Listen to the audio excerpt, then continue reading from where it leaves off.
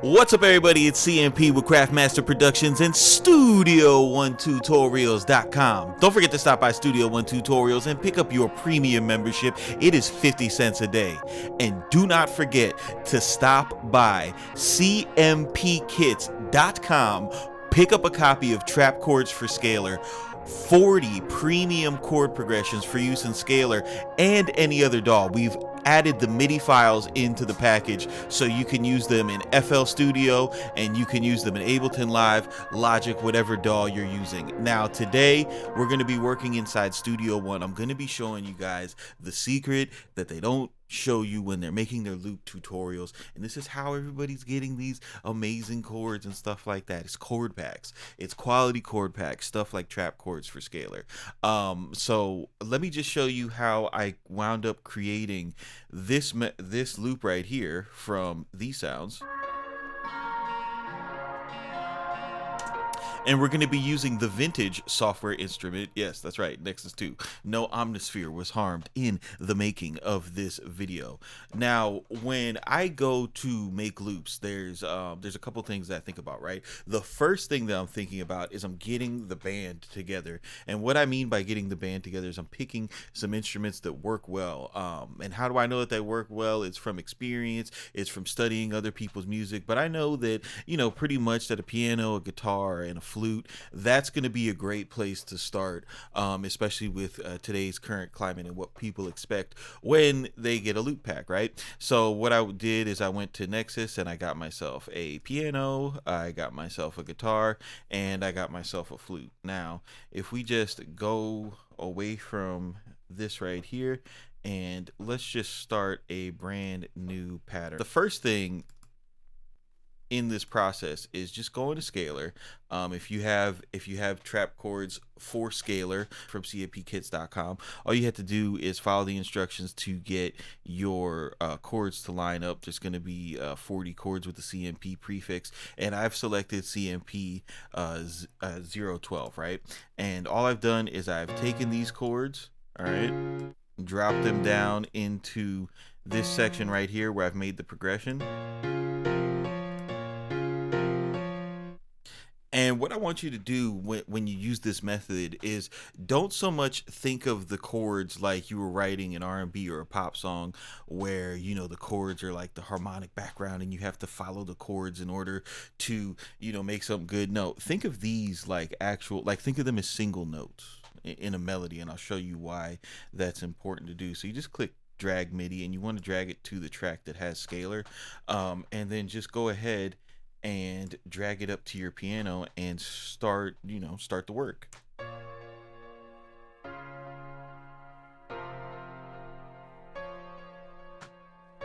All right, so that's nice. That's going to work for me. Now I'm going to go down to the flute and create a lead melody. And what I'm going to do is I'm going to take these lower notes and I'm just going to bust them up, highlight and press shift up. I'll take this one.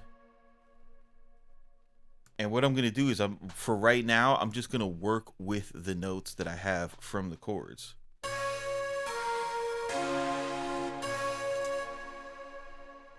All right, so I'll just do this.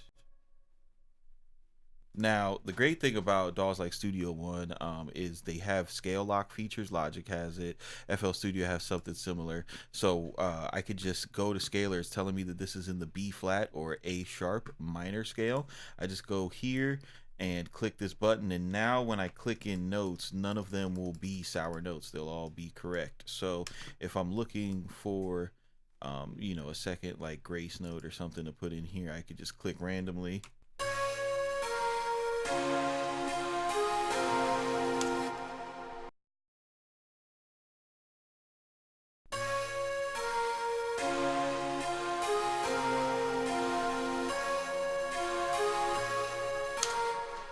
Great. So now, and remember, the power of this is by having the chord progressions from the Scalar pack. It makes everything so easy. You just jump right into creating a melody. So now I can go to my guitar, and what I'm going to do is I'm going to engage the ghost notes from my flute and my piano track. make sure that the blue pencil is clicked. So all I'm doing is creating within the guitar region, and just start clicking some stuff in.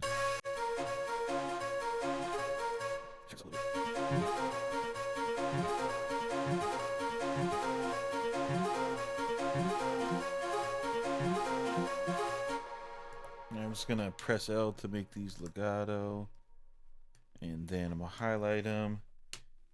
Press H to humanize, and what that's gonna do is it's just gonna randomize the positioning and the velocity of these notes so that it's a little bit more human.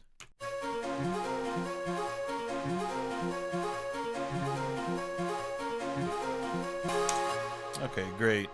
Now what I'm gonna do is, because these are vintage thrift store Nexus sounds, what I'm gonna do is I'm gonna lean on some creative effects to give these a lot more swagger. So I'm going to use, this is an RC20 signal path. I've got guitar rig on it first, just using a stock preset, Stevie's Rhythm, and then going into RC20, the Pad Magic preset, which I tweaked a little bit.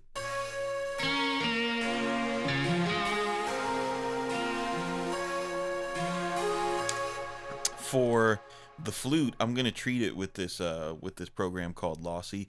This VST is amazing, especially for making loops, because it just makes anything that sounds corny, like this stock flute coming out of Nexus, just sound cool. I'm using the 3 a.m. preset.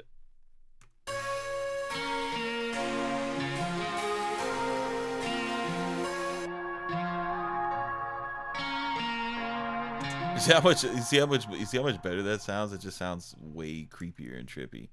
All right, and then for the piano, I'm gonna treat it with my new favorite plugin, Portal.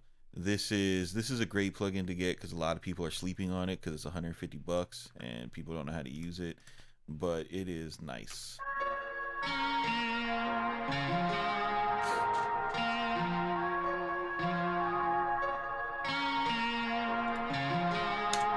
Then what I'm gonna do is I'm going to take this flute pattern, and I'm going to copy it down to a this kind of pad, this chill zone pad.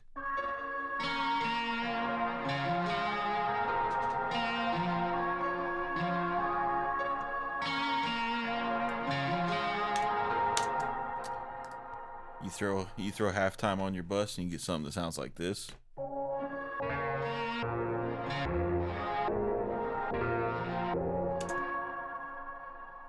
And that's another thing you want to think about, like when you're making loops, like you don't necessarily have to go into it and make it something like perfect that you would necessarily throw on a song and not put any effects on, because most people are gonna want to do some type of altering to your loop. It's just an instinct that's inside producers to do something to the sample. You put drums on it, sounds like this.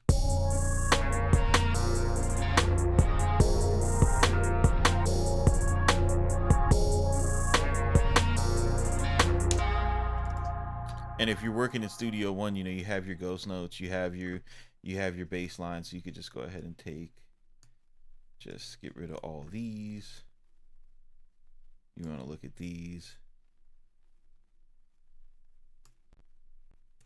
You see your bass is kind of moving in this direction down here, so you could follow along with it. So you get a more melodic sounding bass. Okay.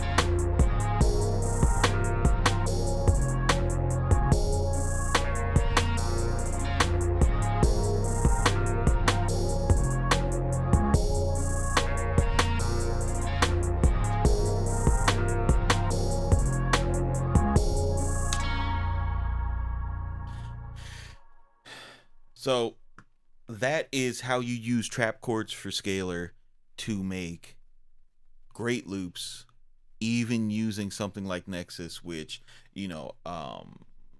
has a lot of very vanilla plain sounds. You know, you can just starting from the chord progression, you see you get right in the wheelhouse, and then it turns into what effects am I going to use, what presets am I going to use, put your drums on it. You have an amazing record to keep for yourself, or you could send these loops out to collaborate, make a pack. It is up to you. The power is in your hands. This is CMP with Craftmaster Productions, Studio12tutorials.com. You guys keep it simple, but do not be basic, and we will see you on the next one.